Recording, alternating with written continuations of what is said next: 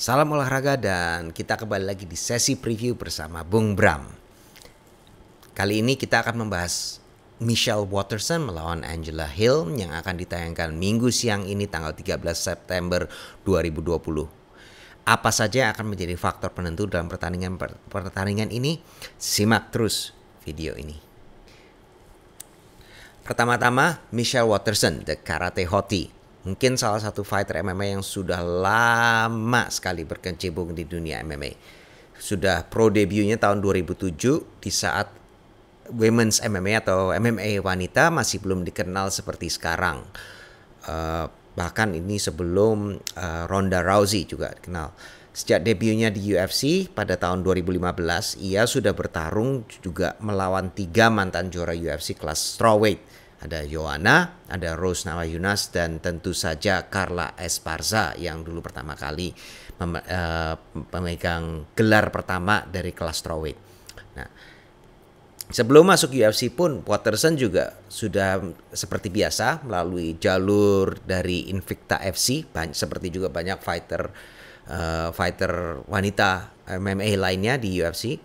Dan tapi Waterson ini dia juga menjuarai kelas atomweight di Invicta FC. Nah, ya tapi mungkin juara di atomweight ini justru nunjukin satu hal kecil yang sering menjadi faktor, yaitu bahwa dia itu tergolong kecil untuk seorang strawweight yang tentu saja berpengaruh terhadap cara dia bermain. Nah, kalau cara dia bertarung, Waterson itu sering bermain di jarak jauh. Jadi dia sering bermain menjaga lawannya pada jarak tendangannya. Dia sering banget menggunakan tendangannya. Kita lihat terutama ya kalau yang secara lebih detail kita lihat itu dari kalau dia kan juga bisa bermain di dua stance, di stance yang ortodoks dan juga bisa bermain di kidal. Jadi kanan di depan atau kiri di depan. Nah, pada kedua-duanya ini dia justru sering menggunakan kakinya. Ini yang paling saya suka adalah kalau dia pakai ortodoks itu lead legnya yang sebelah kiri, kaki yang di depan. Nanti sering kali dia menendang dan dia akan memancing lawannya ke depan, maju ke depan, kemudian dia akan menendang, pak gitu. Nah itu dia. Itu yang strategi yang pertama. Kalau kaki kiri ya berarti sini, Nah, itu yang pertama. Yang kedua itu adalah kalau dia pas lagi main jadi kidal, main dari sisi kanannya, kanan di depan. Nah, kanan ini dia seringkali menggunakan kaki depannya untuk melakukan side kick ke depan. Nah, apakah itu ke badan atau akhir-akhir ini juga kita juga sering lihat itu ke arah lutut, ke arah paha lutut situ. Nah, seperti kalau teman-teman sering lihat John Jones itu juga sering melakukan itu. Nah, tapi kalau udah sampai dekat, mungkin teman-teman kan juga lihat dia ada 9 submission win, ada 9. Nah benar, memang kalau dia dekat dia akan langsung masuk ke dia take down, abis itu dia akan cepat go for the submission dengan cepat. Dan 2 dari 9 yang kemenangan yang dia submission yang dia punya atau tap out itu 2 diantaranya juga ada di UFC. Jadi bukan sembarangan juga nih dia bisa. Dia kalau dekat dia akan play agresif untuk mengejar submissionnya. Nah sekarang kita lihat lawannya Angela Hill. Nah Overkill ini udah punya sebelum masuk di UFC dia punya rekor bertarung 14-0 di kickboxing. Jadi nggak pernah dikalahkan. Tapi kalau dibilangin rekor main di UFC-nya, rekor bermain di UFC juga lancar, enggak juga. Gitu banyak naik turunnya juga, banyak ups and downs-nya.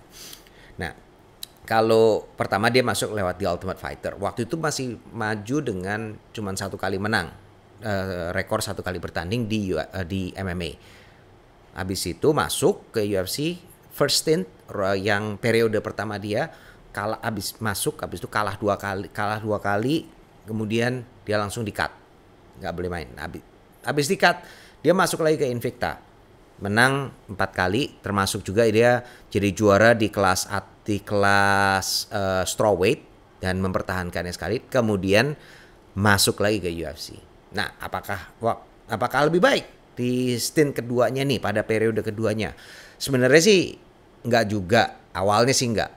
ini antara tahun 2017 sampai 2009, kira-kira pertengahan tahun 2019 ini sampai dengan pertengahan tahun 2019, betul. Nah, antara periode ini dia tuh bermain itu 8 kali dan menangnya cuma 3 kali. Tapi exciting fights, good fights selalu. Tapi dia nggak pernah menang. Dia nggak menangnya banyak sekali. Baru sampai saat dia menang di kira-kira di tahun 2019 sampai terakhir dia kalah terakhir Xiaonan Yan itu, dia juga dia bisa seperti ketemu momentum baru nih.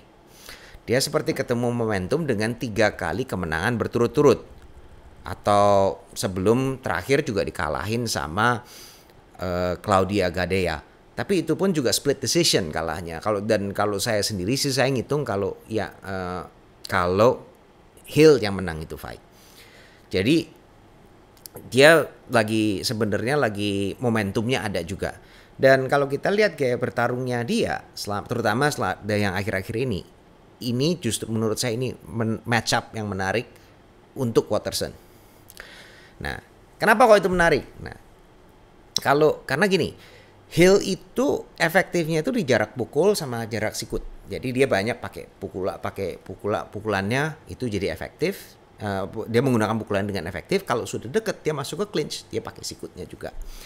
Dan kalau ini contrasting sekali gitu, dengan berbeda, berlawanan dengan jaraknya Michelle Waterson yang nyaman. Waterson sukanya bermain di luar. Tapi dia nggak, begitu sudah dekat dia akan masuk bawa ke bawah submission. Nah, jadinya kalau kita lihat secara stand up, dia juga kemungkinan kejadiannya juga kurang lebih akan seperti ini. Dia Michelle Waterson akan bermain dari luar dan dia footworknya sangat handal. Dia akan bergerak terus. Mau main 5 ronde juga dia akan bergerak terus. Waterson akan bermain dari luar dan sementara dengan tendangan-tendangannya, dan Hill itu akan berusaha untuk masuk ke dalam. Dia akan terus dia akan berusaha untuk masuk ke dalam jarak pukulnya dan menggunakan atau clinch atau elbow-nya. Apakah ini akan ke bawah? Ya, kalau dari sisinya Hill, pertahanan terbaik terhadap submission-nya itu adalah dia untuk pada takedown defense, dan akhir-akhir ini sudah kelihatan takedown defense-nya itu bagus, dan kalaupun sudah sampai dia ke bawah, dia pop cepat balik ke atas lagi. Jadinya rasanya ini juga nggak akan sampai ke bawah, ini akan lebih banyak ke stand up fight untuk keduanya. Nah, terus yang satu lagi, apakah ini akan sampai habis, sampai akan terjadi finish? Ini walaupun match up yang menarik, tapi ini saya rasa kemungkinan besar pasti akan ke decision. Kenapa kalau sampai ke decision? Dari kedua fighter ini nih nggak ada yang scoring finish. Dia itu tidak ada yang ngabisin lawan. Semuanya sampai ke decision, sampai ke keputusan dewan juri. Sampai itu sejak tahun 2017. Oke, mereka mungkin punya, terutama Waterson, dia itu punya finishing record yang bagus. Tapi akhir-akhir ini enggak.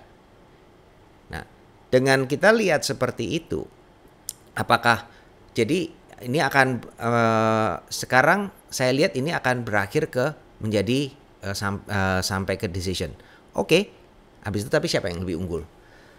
Kalau karena masing-masing juga ada keunggulannya. Nah, kalau kita lihat melihat ini, kalau melihat teknik yang ada di mana, kalau kita berasumsi bahwa game plan-nya akan berjalan sesuai dengan rencana yang masing-masing, siapa yang lebih unggul? Menurut saya, kalau ngelihat ini, saya akan lebih pegang Hill. Kenapa? Karena Hill sendiri itu kan seperti saya bilang tadi udah menang. Dia lagi menang, lagi ada PD-nya semuanya.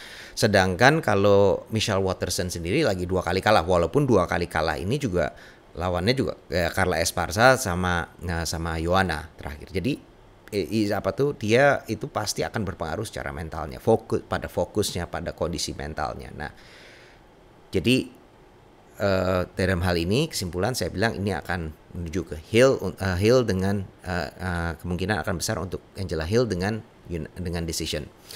Nah, bagaimana pendapat teman-teman semua? Apakah setuju apa enggak bahwa ini akan berakhir dengan analisanya, dengan prediksinya juga? Nah, kasih tahu aja di comment section di bawah, dan tentu aja jangan lupa like and subscribe. Dan tidak lupa saya bilang sampai jumpa lagi pada sesi yang berikutnya. Salam olahraga.